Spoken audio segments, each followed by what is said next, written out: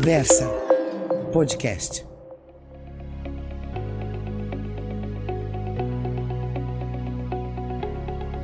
Olá, bom dia, boa tarde ou boa noite, conforme o horário que você esteja aqui nos assistindo. Estou aqui ao lado do meu querido amigo Renato Opsblum, que pilotamos aqui este programa de bate-papo com pessoas inteligentes, com pessoas incríveis. Esse é o nosso formato do programa. E hoje nós temos o prazer de receber aqui um querido amigo também, que é uma referência, é uma pessoa dinâmica, e isso vai ficar patente aqui nessa nossa conversa. É o Vinícius Marquesi. Vinícius, seja bem-vindo, muito obrigado, viu?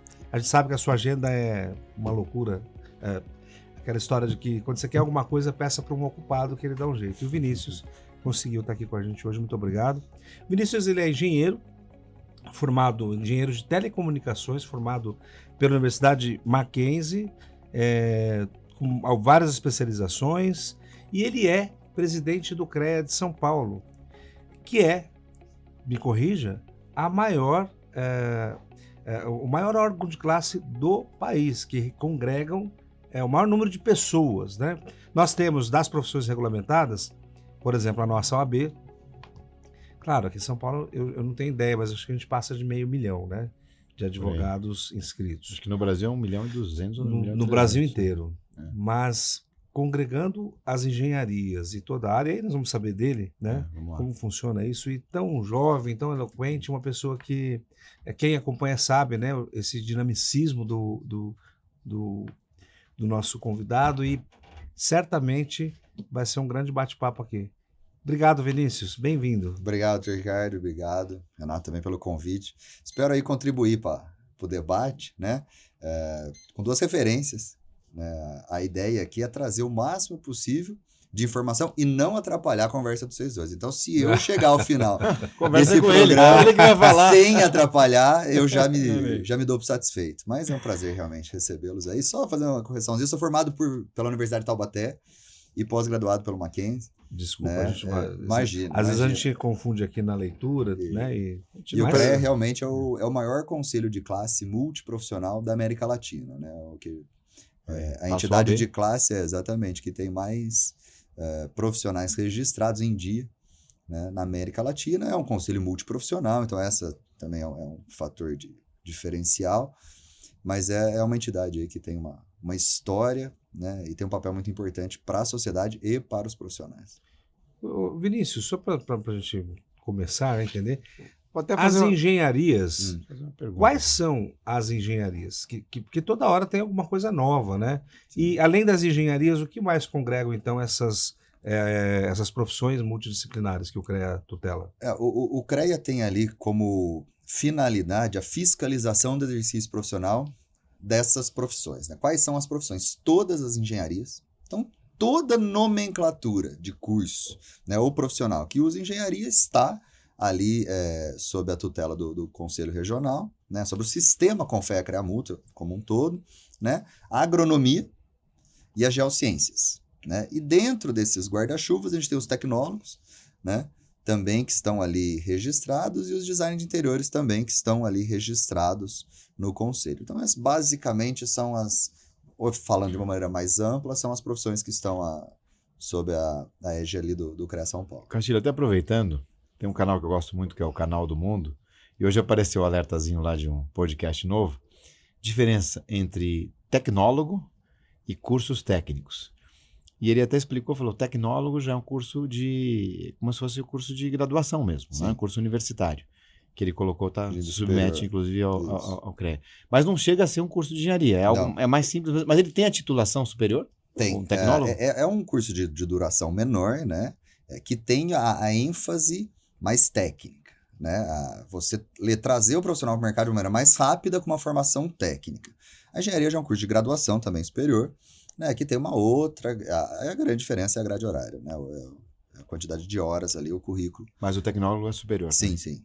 Brincava com ele lá, né, Castilho, que eu tentei fazer engenharia, né, durante 4 anos, mas as aulas de física, para mim, não tinha o chat GPT na época ainda, então eram terríveis. Acho que nem com o chat GPT, física, viu, Renato? Mas o tecnólogo, né, em nível superior, Quando ele foi criado, né, quando o MEC desenvolveu, foi essencialmente pensando numa questão profissional. Exato. Profissionalizar, porque um curso de bacharelado que dura 4, 5 anos, claro, tem uma formação bem mais ampla, você tem disciplinas propedêuticas, você tem disciplinas de base. No tecnólogo, não. Você estuda basicamente aquilo que precisa Ele é para entrar no específico, mercado né? de trabalho. Exato. A prática. Então, a prática. E eu vi com bons olhos, eu acho que nós tivemos aí, desde então. E os tecnólogos têm um papel muito centenas. importante também no trabalho junto aos engenheiros, né? Eles fazem parte ali de um ecossistema que é muito importante para os engenheiros, Claro. né? Então, realmente tem um papel importante, interessante e fundamental, principalmente se o país ele quer prosperar e precisa de mão de obra, né? Precisa de profissionais qualificados. Então, acho que é uma estratégia para suprir ali uma demanda e não precisar ter tanto tempo. E vários tecnólogos começam como tecnólogos e depois fazem engenharia. Tem muitos que fazem o tecnólogo, que é um curso de menor duração, e depois fazem especializações. Então, MBA, Exatamente. até mestrado profissionalizante, mas já é um salto, já ganha-se um tempo aí para quem quer uma coisa mais rápida, né? Pro mercado. E o mercado precisa, né? O mercado hoje, ele está assim...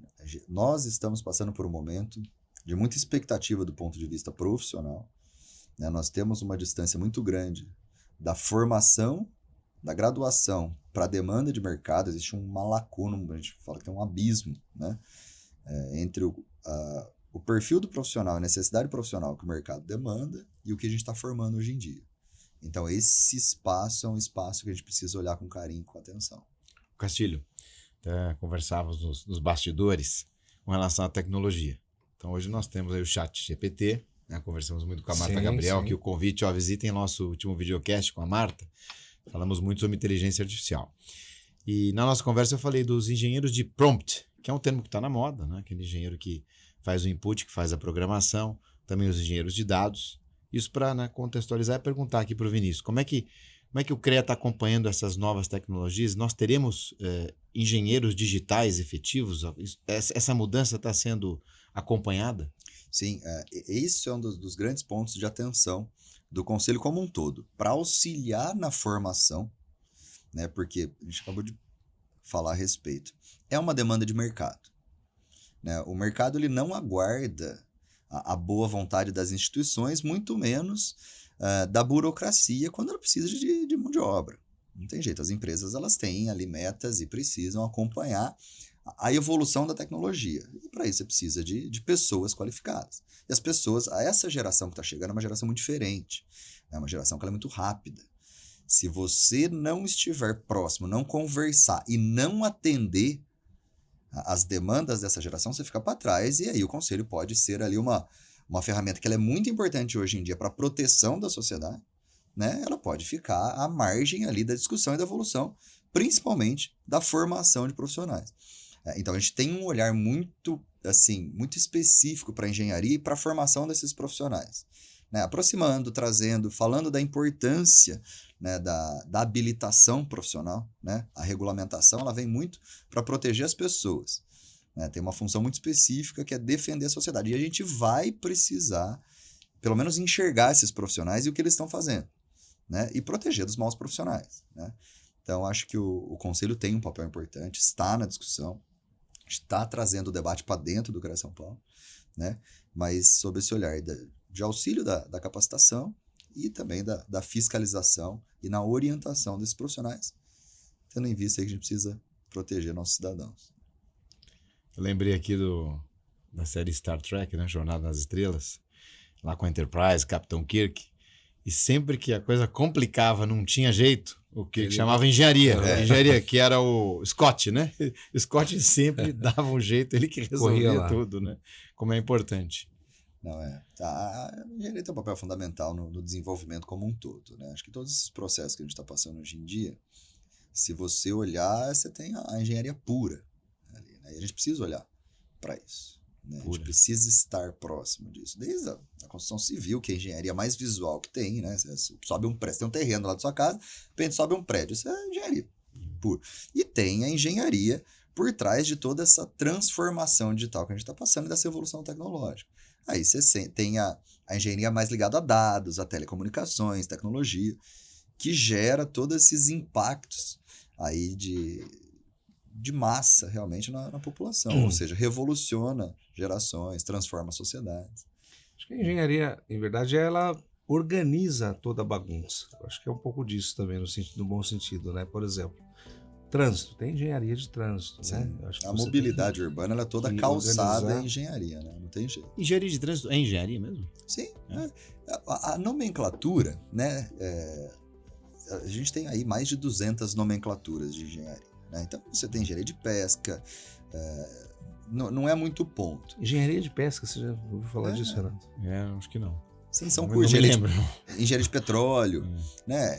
É que são temas De realmente... Minas, né? De Minas, geologia em Minas, né? Que é uma frente extremamente importante também. Mas se você tem um curso ali que tem essa nomenclatura, você tem ali por trás disso uma graduação. Ela é muito robusta e tem a necessidade da fiscalização.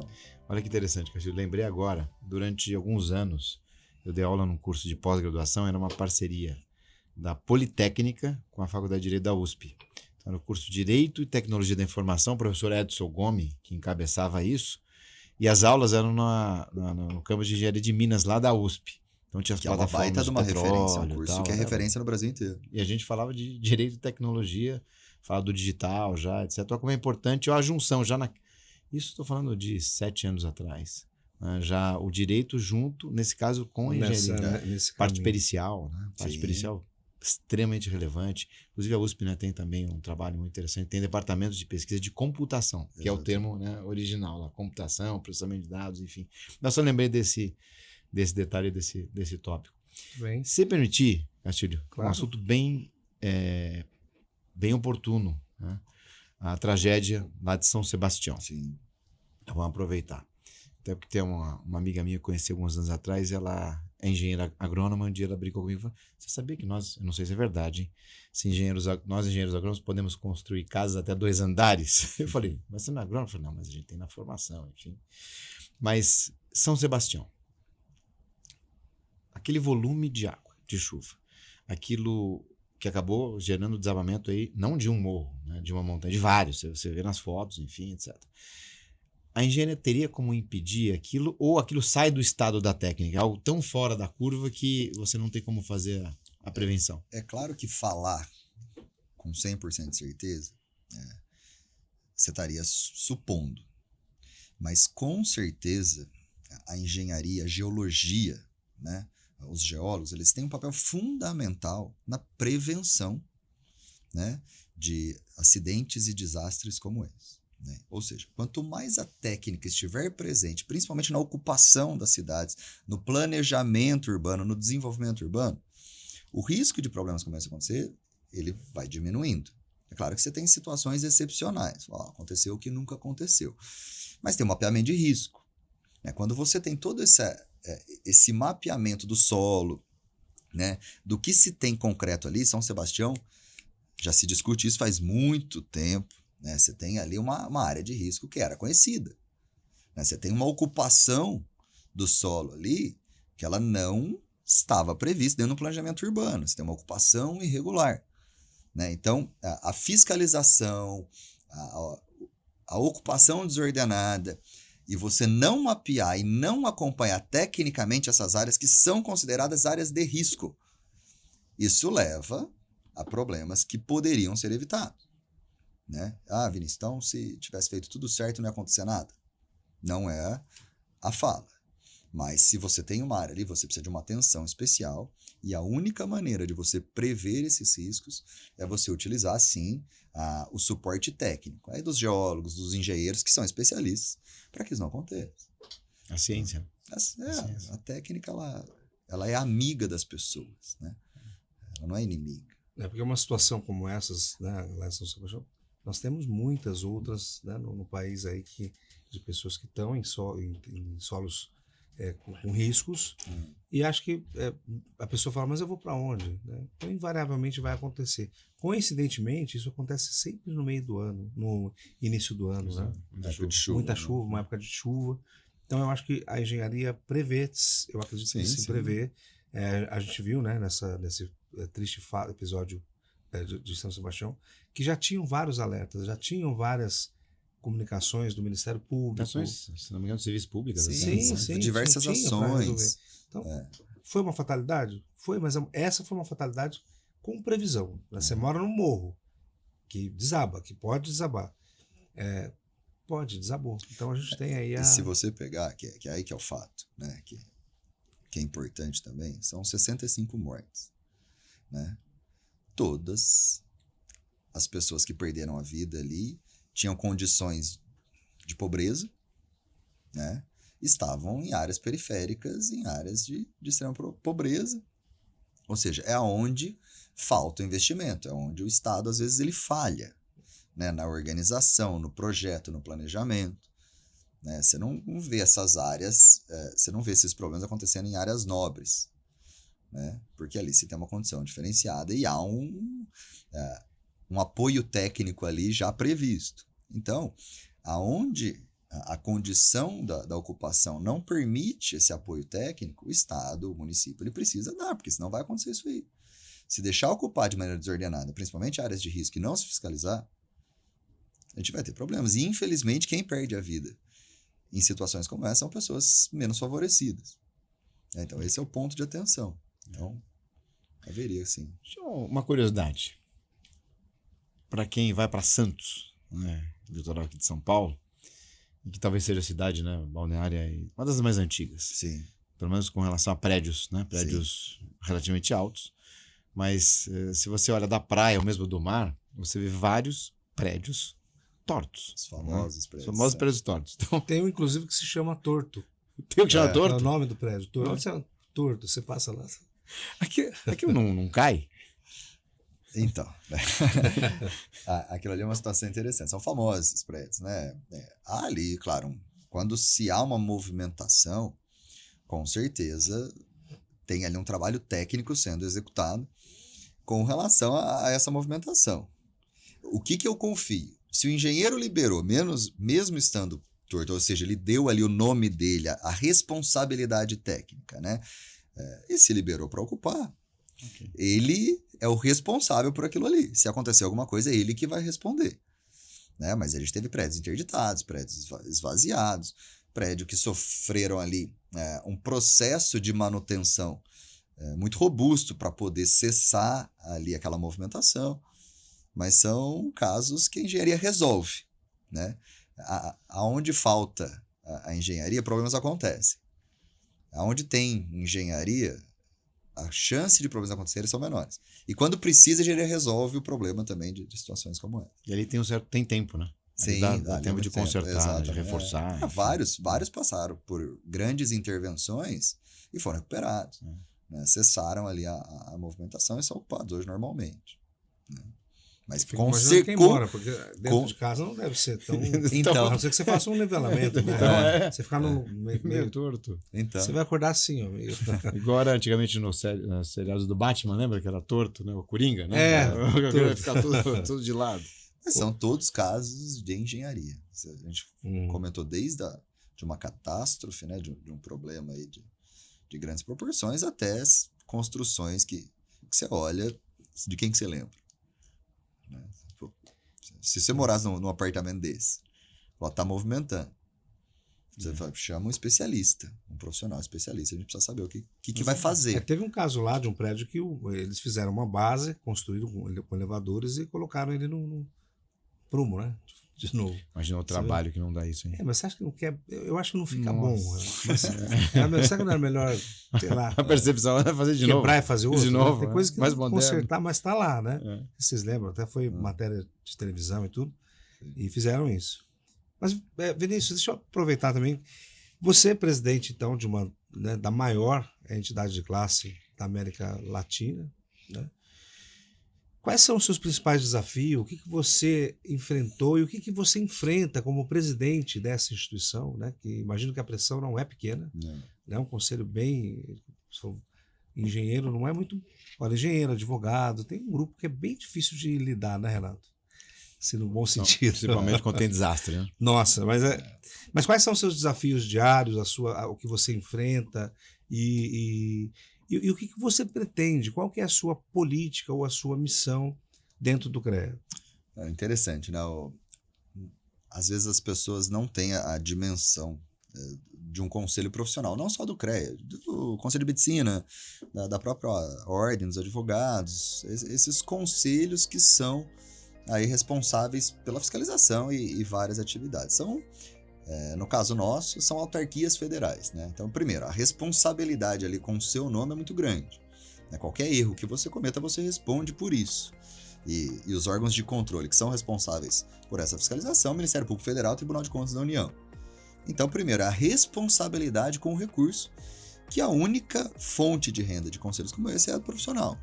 Por mais que sejamos autarquias, né, e a gente tem ali o brasão da República para ilustrar isso, né, para dar esse carimbo de sermos uma autarquia federal que tem esse poder de fiscalização, mas não tem nenhuma fonte de governo, nem estadual, nem federal, nada, são todas as receitas vêm do profissional e de empresa. Então essa responsabilidade todo dia você tem que acordar e dormir sabendo que se você cometer um erro, você vai responder pelo seu erro, né, com os seus bens. Então, esse é o primeiro ponto. Pós criar essa pele, né, de ter que cuidar de um recurso com essa responsabilidade, o objetivo desde o início dessa administração foi a transformação do conselho. Né? A gente pegar um conselho profissional que ele tem um papel definido por lei, né? Uma lei antiga, que esse é um ponto também de atenção, uma lei de 66, a gente está em 2023, é uma lei que foi criada há muito tempo atrás e que ela precisa atender hoje os anseios dos profissionais que se formaram, então com 21, 22 anos entrando no mercado agora e não eram nem nascidos quando essa lei ela foi editada.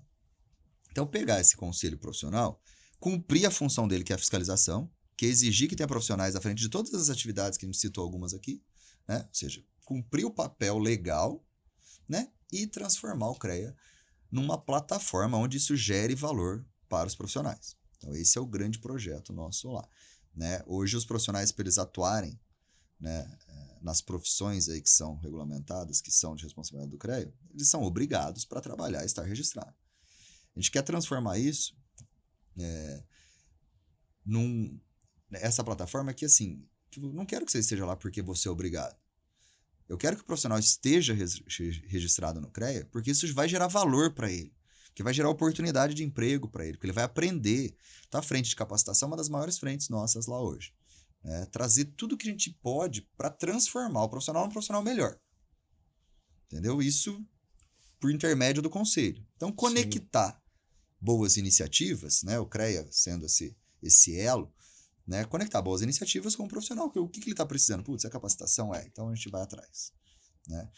Conectar profissionais com oportunidades. Pô, a gente tem 95 mil empresas registradas no conselho.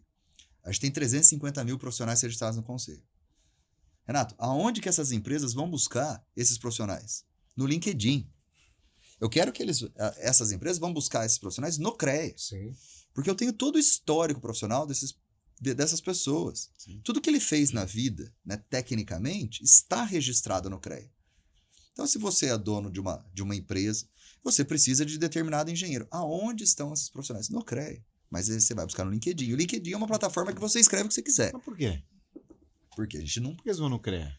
Exato. É a lógica, né? Essa é a lógica, Mas né? esse banco de dados está disponível? Está à disposição? Aí... Dados pessoais, Como é- LGPD. Aí, ó. Como é Exato. que está o nosso doutor aqui em LGPD? Não pode, Não, né? Também. não. Mas é curioso, por que as pessoas não usam primeiro a plataforma oficial? Porque a gente está transformando isso. Como Nós a não OAB, temos. sim, agora Isso. Vinícius, Não mudar isso aí. conhece nenhum advogado. Ele pode procurar a OAB? Me parece que não tem isso. Não né? tem. consegue, só É. consulta o registro, né?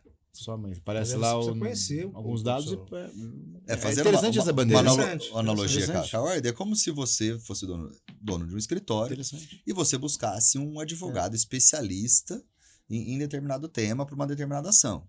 E você fosse na OAB, né? Você tem aquela ação seria o projeto de engenharia, né? E você fizesse a exposição do que você precisa do projeto e remuneração, honorários no caso, tudo. E os próprios advogados se interessariam. Só que quando ele se interessa por aquele projeto, por aquela ação, você tem que ter todo o histórico, todas as ações que ele participou, todos os casos que ele perdeu, que ele ganhou, tudo que ele fez, os cursos que ele fez na própria OAB, e você teria ali, de uma maneira mais clara, quem é aquele profissional. As avaliações, né, das outras ações que ele atuou, feitas pelos próprios clientes, né, falou, é um baita de um profissional. Então, a ideia é criar essa plataforma onde empresas possam buscar esses profissionais, o histórico profissional dessas pessoas estão na plataforma, as avaliações de outras empresas, diante de entrega, diante de comportamento, de capacitação, todos os cursos que ele fez na própria plataforma do CREA. Você cria um selo ali, né? Com um selo. Com tranquilidade para você, até para poder... Porque normalmente a gente pede indicação às pessoas, né? Mas, ou LinkedIn, de fato, os caminhos para buscar existem, mas não são, digamos, os melhores. Se você tem uma fonte como essa, não tem melhor, né? Por exemplo, você tem o TripAdvisor lá. Quando você vai ver os restaurantes, você tem avaliação, quantas avaliações, quantas pessoas, as estrelas que foram dadas para aquele restaurante. Fazendo uma analogia, a ideia é a gente realmente começar a deixar as próprias empresas e profissionais se conectarem. Né? Eu estou cumprindo meu papel, porque quando eles se conectarem tem a responsabilidade técnica e a fiscalização está feita, né?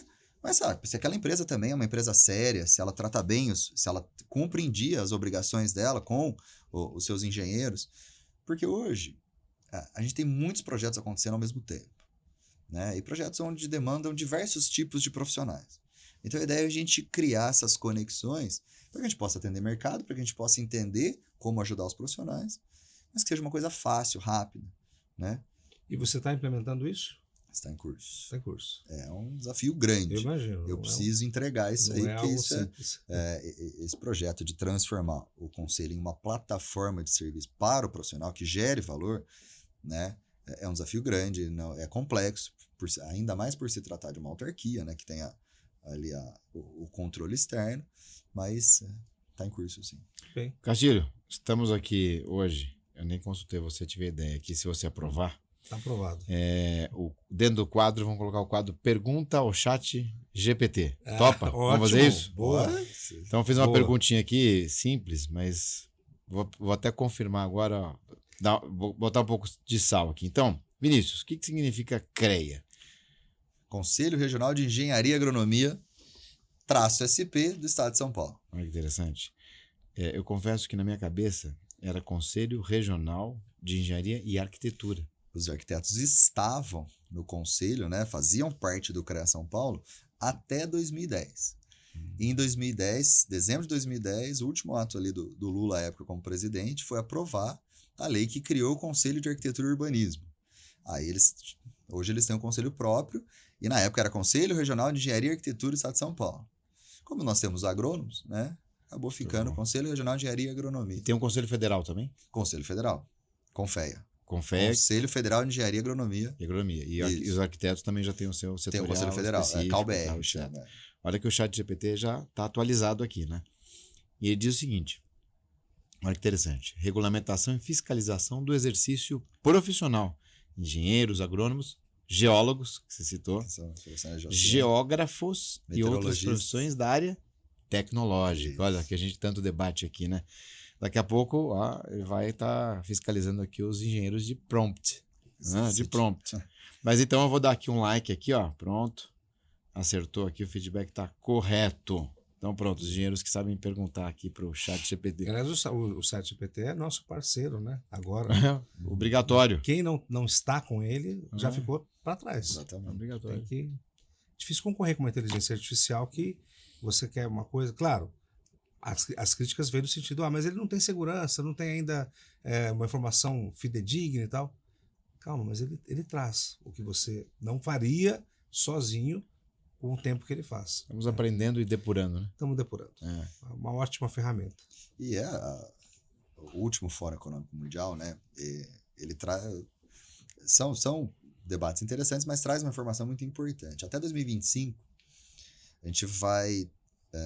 ter ali 85 milhões de postos de trabalho no mundo sendo extintos, né? Desaparecerão 85 milhões de postos de trabalho devido a automatização, a informatização, a evolução da tecnologia, só que vão aparecer 97 milhões de postos de trabalho. Muito mais. Aí quando uma tecnologia como essa, ela vem à tona, o que a grande maioria das pessoas se preocupa? Falam, nossa, isso vai acabar com o emprego de meio mundo. Vai. Não é mentira, vai. Vai realmente, algumas profissões vão deixar de existir. Por outro lado, tecnologias como essa, e aí você citou engenheiro de prompt, elas vão forçar o aparecimento de outros postos de trabalho que hoje não existem. Exato. Né? A maioria das pessoas que hoje, das crianças que estão estudando hoje, elas vão trabalhar em profissões que hoje não existem. Então, você tem um saldo que ele é muito positivo. O mundo vai viver um momento de saldo positivo de criação de postos de trabalho. Só que as pessoas elas precisam enxergar que isso gera oportunidade e focar em como aproveitar essa oportunidade. Não ficar lamentando e falar assim, nossa, meu emprego vai acabar, minha profissão vai acabar, isso aí vai acabar com a minha vida, meu Deus do céu, o que eu vou fazer? Não tem. Então, a cultura para lidar com transformação, com tecnologia, principalmente no Brasil, ela precisa mudar.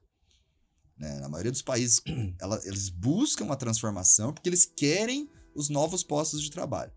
A gente está mais propício a brigar com o chat GPT aqui para ele não acontecer, porque a gente quer brecar e não tem como brecar, vai atropelar. Já é uma realidade. Já foi. Ao invés de aproveitar a oportunidade. Mas Exato. as oportunidades. Claro. Você vê o debate, pô, na hora que isso chegar nas escolas, gente, já chegou. Fazer a gestão disso. Na hora que você pensa que vai chegar, já chegou e não tem como barrar. É mais fácil Vinícius, você fala se uma coisa familiarizar. muito interessante.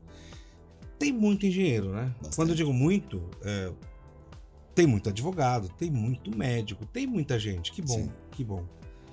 E tem muito engenheiro, por exemplo, trabalhando em outra área, né? Sim. Em outras áreas. Isso é comum. Eu mesmo tenho na empresa o pessoal de finanças que são engenheiros de formação. Eu peguei um Uber que era engenheiro. Eu estava nos Estados Unidos, a menina que me atendeu lá, brasileira, engenheira, foi para lá estudar. Então, ainda tem espaço para engenheiro, ainda tem espaço. O que é o diferencial para esse profissional que se formou agora? O que você diz? Desiste, vai para outra área mesmo ou ele tenta a engenharia? Porque conheço algumas pessoas que se formaram, né, mas não sabem o que fazer. Falar, vou construir casinha para vender, isso aqui. Não tem muita estrutura, estratégia. Morre na praia, tenta colocar aquele sonho em prática, mas não prospera, porque Sim. já... Como é que você vai brigar com esses gigantes? Como é que você vai arrumar um emprego numa engenharia? Qual é a vertente para quem está saindo da faculdade agora, ou porque já está há algum tempo formado, estudar, fazer MBA, pós-graduação, ou ir para outra área? A gente gosta de contratar engenheiro, Tudo mas bem, não mas como engenheiro. Porque engenheiro é bom, ele tem uma cabeça, um raciocínio. é uma lógico, formação, privilegiado. né? Então, o que você diz assim? Tem muito, mas tem espaço para essa gente toda? É uma reflexão muito importante, viu, Castilho, que você trouxe aqui para a pauta. Ela é bem ampla. Você citou que tem engenheiros que vão para o mercado financeiro. Vão porque realmente vê uma oportunidade ali de uma remuneração e de um ganho, às vezes, mais acelerado, porque domina realmente com facilidade os números. Então, grande parte dos profissionais que formam engenharia, o mercado financeiro ele vai atrás porque são pessoas que lidam com números de uma maneira mais fácil. Sim. Então, é dentro desse ramo financeiro. Né? Mas você acha que ele planejou fazer engenharia para ir para a área financeira? Não, porque a engenharia ela nasce ali de sonhos de infância, de vontades, mas é muito difícil pegar um engenheiro e falar assim, fui fazer engenharia porque eu queria ir para o mercado financeiro. Não, é que eles realmente são seduzidos pelo mercado financeiro e avaliam ali, cada um tem a sua autonomia para tomar a decisão. Aí você tem uma frente de profissionais realmente que vão para uma área, você citou aí a questão do Uber que você pegou nos Estados Unidos. E aí são várias. A falta de valorização da profissão no país, ela é um debate importante. Né? Você tem um país onde você não valoriza o profissional técnico. Né? Infelizmente, aí, com todo respeito, pelo amor de Deus, mas você hoje, numa licitação de projetos de engenharia, você tem mais advogados no entorno devido à complexidade do aparato legal do que engenheiros. Então, você tem um engenheiro cuidando do projeto e 8 advogados cuidando do termo de referência. Não pode. Né? E aí você tem um país que ele é muito burocrático, que ele realmente não se desenvolve. Se você pegar aí países que são desenvolvidos, que a economia é muito forte, você tem ali 3 profissionais da área tecnológica, de engenharia para cada 5 profissionais do direito de administração. O Brasil, você tem 1 engenheiro para cada 11 profissionais do direito de administração. Então, você tem um problema estrutural. E aí, realmente, se você não tem a profissão valorizada, você não realmente absorve toda a demanda que o mercado recepciona. Então, você forma muita gente e aí você pega um prefeito que ele prefere contratar um advogado do que um engenheiro, porque ele quer se proteger. Esse é o ponto. Tem áreas que existe uma carência de engenheiros, não tem? Áreas específicas. Várias. Depende muito do momento, mas você pega o boom de 2011 da engenharia civil, você não achava engenheiro. Não tinha. Mas o momento era muito propício. A gente está voltando nesse momento, né? Você vê um boom aí no mercado imobiliário muito interessante e busca por engenheiro. Naquela época do pré-sal, que também a gente vai começar Vai retomar. pelas diretrizes, né, que a gente está vendo de governo federal e estadual, você vai ter uma demanda muito grande de engenharia, porque está se falando muito de infraestrutura, né? Então, vai precisar.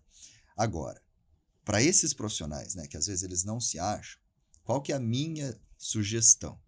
Nós temos aí, a McKinsey já publicou um relatório robusto falando assim, ó, o Brasil vai precisar de 1 milhão de profissionais até 2030, né? A gente chama de profissionais da área tecnológica, mas se você traduz para engenharia. A McKinsey, ela usa esse termo para falar de engenharia. Então, 1 milhão de profissionais serão necessários. A gente não vai formar esses profissionais até lá. Aqui em São Paulo, a gente forma cerca de 25, 30 mil engenheiros por ano, né? Então, você precisa de 1 milhão no país. Você não vai conseguir formar. Ou seja, o problema está aqui. E você tem profissionais que estão hoje atuando ou não estão atuando na engenharia. Mas o relatório da McKinsey ele é muito enfático no ponto de que essas demandas serão para profissionais qualificados. Não adianta você formar engenharia e ir para sua casa e falar assim, agora eu vou esperar que o emprego vai bater aqui, vai tocar o telefone, eles vão me achar. Não vai. Né? Ainda mais engenharia, que é uma profissão que ela se atualiza todo dia, você precisa se adaptar todo dia. O termo long life learning é uma coisa que assim, o engenheiro ele precisa ter na alma, gravado na alma dele. Entendeu? Então, se você se qualificar, eu não tenho dúvida nenhuma que você vai se encaixar no mercado de trabalho em boas oportunidades, porque elas existem. Esse é o ponto. Inclusive, trazendo uma prática aqui, acho que eu nunca falei para ti, mas no escritório que eu sou o chairman, hoje somos mais de 250 profissionais lá e nós temos engenheiros contratados que dão suporte em 2 áreas específicas, a área de produção, Sim. não produção de trabalho jurídico, mas na parte técnica de cobrança, inclusive, e na parte técnica do direito digital, análise de software, análise de engenharia envolvendo questões de internet, por exemplo, e perícias como um todo.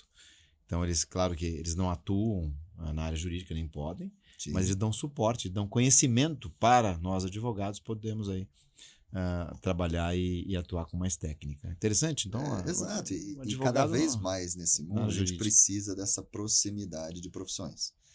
Tipo, integração, né? Integração. Você tem aí todos os projetos hoje, com essa evolução da tecnologia, com esse avanço da tecnologia para todos os ramos, você precisa de equipes multidisciplinares. Você vai precisar de advogado para qualquer projeto, advogado, engenheiro, médico, né? Não tem jeito. E você vai precisar de profissionais que estejam, independente do segmento, que estejam à altura da necessidade, qualificados. Então, isso, culturalmente, nós, profissionais, engenheiros, a gente precisa entender.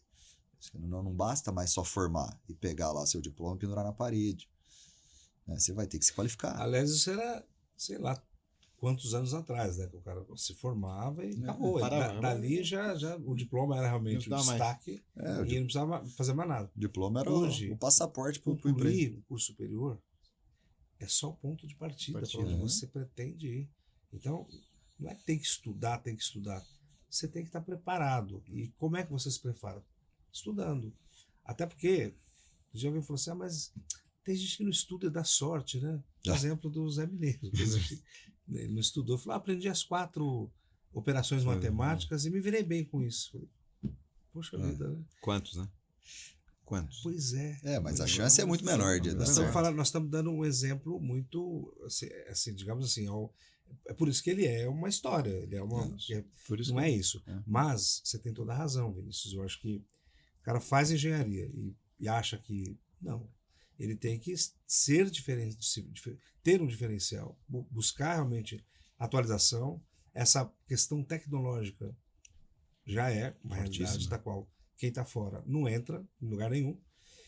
E fiquei feliz dessa notícia de que até 2030 precisa de 1 milhão de pessoas, porque a gente tem essa 1 milhão. preocupação que eu mencionei. Claro, mas tem um monte de gente que nós encontramos que são engenheiros que estão em outras atividades. Vagas tem, falta pessoas qualificadas. Então, você mesmo, né, Renato, outro dia mencionou que não conseguia contratar para o teu escritório. Sim. Então, É alta, a necessidade de uma alta qualificação. É. E até falando disso, até para deixar uma dica aqui, né, pro pessoal, e quem sabe até para o Vinícius explorar um pouco mais essa questão, na nossa área do direito digital, o que a gente vê? A tecnologia avança muito rápido e não dá tempo de você regular, Sim. mas dá tempo de você aproveitar o que já está regulado. Por exemplo, nós chamamos de autorregulação regulada. Isso está previsto em leis. O que é isso?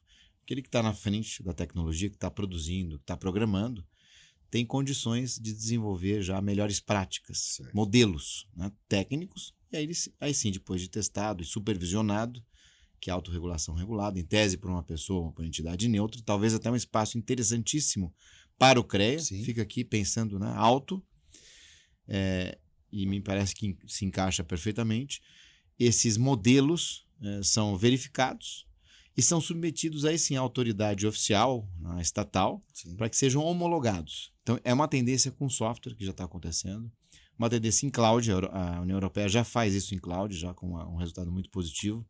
Na Lei Geral de Proteção de Dados, nós temos também essa possibilidade, de forma que eu acho que na tecnologia, com essa evolução muito rápida, esses modelos integrados, então eu tenho o técnico, tenho o programador, Sim. tenho o engenheiro, tenho o técnico, tenho um conselho, e depois eu tenho uma validação, entre aspas, e depois a submissão à homologação estatal.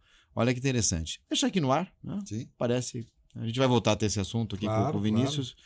Parece que Já está aqui essa é uma questão convidado barra pontual. provocado. Provocado. Vai ser um prazer. Porque a sua área é inesgotável. A gente vai falar de... É difícil ela escolher o que falar, né? Então, por isso que nós estamos pensando aqui algumas questões e eu tenho aqui uma ideia. O que seria uma cidade inteligente, com uma boa estrutura? O que você... Legal. Isso é uma outra frente, assim, que a gente precisa olhar para esse caminho. Não existe mais você não dar resultado hoje em dia, né? Hoje o nível, a velocidade das informações, assim, todo mundo tem acesso a tudo. E os gestores públicos estão na mesma mira do que qualquer outra pessoa. Mais do que nunca num país que se tornou tão... Não vou falar politizado, mas num país onde a política ela tomou conta da vida de todo mundo. Sim. Né? A gente tem 645 municípios do estado de São Paulo. Né? A gente tem, até 20 dias atrás, a gente tinha uma cidade certificada como cidade inteligente, que era São José dos Campos, agora a gente tem duas, São José dos Campos e Pindamonhangaba. E o que é uma cidade inteligente? O que é uma pessoa inteligente? Né? Qualquer pessoa que resolva problemas, independente do nível, dependendo do segmento, é considerada uma pessoa inteligente. Né? Cidade inteligente é a mesma coisa. É uma cidade que ela resolveu os seus problemas, que ela tem índices de serviços bons. Né? Não é uma cidade perfeita, não é uma cidade que não tem problema. Né? Mas é uma cidade que chegou diante de alguns indicadores, infraestrutura, educação, segurança, mobilidade, Outros patamares. sustentabilidade, em níveis bons. Ou seja, ela conseguiu, diante de um trabalho, de projetos de diversas frentes, prestar um bom serviço para a sua população. Né? E aí são consideradas cidades inteligentes. Vinícius, mas você precisa de tecnologia? Não. A Copenhague é uma cidade que é considerada inteligente faz muito tempo. Por quê? Porque é uma cidade que funciona. Então, lá a mobilidade é boa, a saúde é boa, e não necessariamente você tenha carro voando. Que as pessoas têm ali a ilustração. Parece que não, mas nas cidades inteligentes, a faixa etária das pessoas é maior. Em termos de as pessoas vivem mais. Exato. Esse qualidade, né? Esse é um dos indicadores. É. Esse é um dos indicadores, onde a perspectiva de vida das pessoas ali é maior do que a das outras cidades. E o exemplo de políticas Pindamonhangaba, públicas, né? Que tem toda essa estrutura que cuida melhor da cidade e, consequentemente, das pessoas, certamente essas pessoas serão melhores, mais felizes e vão. eu recebi outro dia, Mas Pindamonhangaba é um super exemplo. Sim. Há um grau de automação gigantesco ali, que ajuda. A tecnologia, ela é meio, né? Não necessariamente a tecnologia, ela resolve os problemas, mas ela é uma ferramenta para te ajudar a resolver o problema. Você tem ali processos que são ruins, físicos, Não adianta você informatizar, você vai gastar dinheiro com burocracia. Você vai informatizar um processo ruim.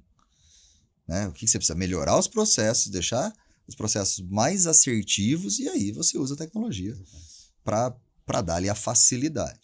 Mas cidades inteligentes, na verdade, é isso. Basicamente. Cidade inteligente é o sonho do país, que todas as cidades se tornem inteligentes. Mas, né? doutor Ricardo, Imagina isso São Paulo. é uma São oportunidade. Paulo, que é uma Tem- coisa totalmente desordenada, né? Cresceu, né, de uma forma desordenada. Pelo mesmo. menos nós temos já uma lei aqui em São Paulo adotando ou estimulando o uso do blockchain. Sim. Também aprovado ano passado. É um caminho, né, Renato? É um caminho Já começa. também. O pulso legal é bom. Mas Sim. olha que interessante. A gente estava falando de oportunidades, né, de profissionais que precisam se encaixar no mercado, que às vezes estão em busca de oportunidades.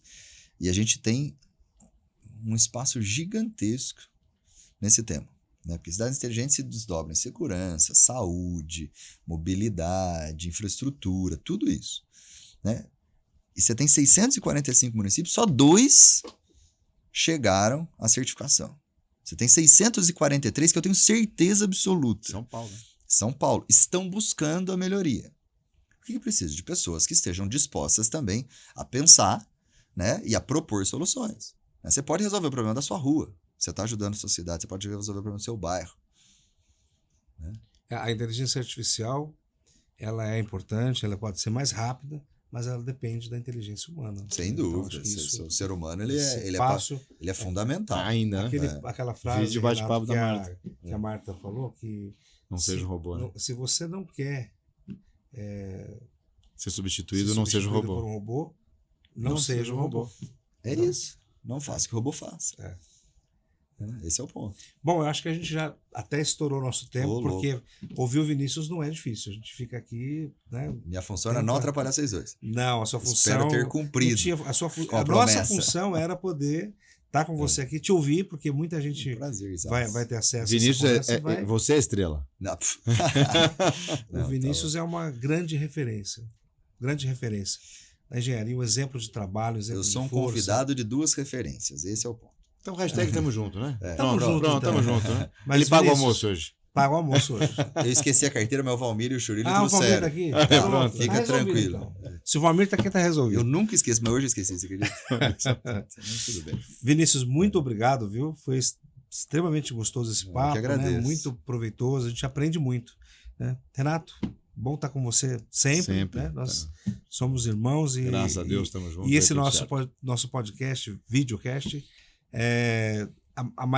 o melhor de tudo é poder estar junto com você e com os nossos amigos que a gente consegue reunir neste mundo tão louco, né? Que segrega as pessoas, né? Sempre uma alegria, uma honra. E fiquem com Deus, todos vocês aí. Até a próxima, né? Até a próxima, então. Obrigado. Obrigado, Vinícius. Doutor Abraço. Renato, doutor Castilho, é um prazer. E Sempre que você- precisarem. Você deixa aqui Tô à uma disposição. mensagem para nós e para quem estiver nos ouvindo. Eu acho que a gente tocou em pontos muito interessantes. Assim. Acho que o país precisa muito de... O Estado, o país como um todo precisa muito de pessoas que estejam dispostas a resolver problemas. Né? A engenharia tem um papel fundamental nisso. Só que também não adianta a gente ter oportunidade, ter ali as boas oportunidades, se as pessoas não estiverem dispostas também a buscarem isso em forma de qualificação, em enfrentar problemas, em assumir responsabilidades. Então, acho que a gente tem uma perspectiva bastante interessante, né, de Estado e de país. Eu acho que nos próximos anos, se a gente souber agarrar essas oportunidades, a gente vai transformar esse ecossistema num lugar melhor para todos nós. Esse é o objetivo. Amém. Que assim seja. Obrigado, Vinícius. Obrigado a vocês. Renato. Um abraço aí a abraço. todos. Até a próxima. Até lá.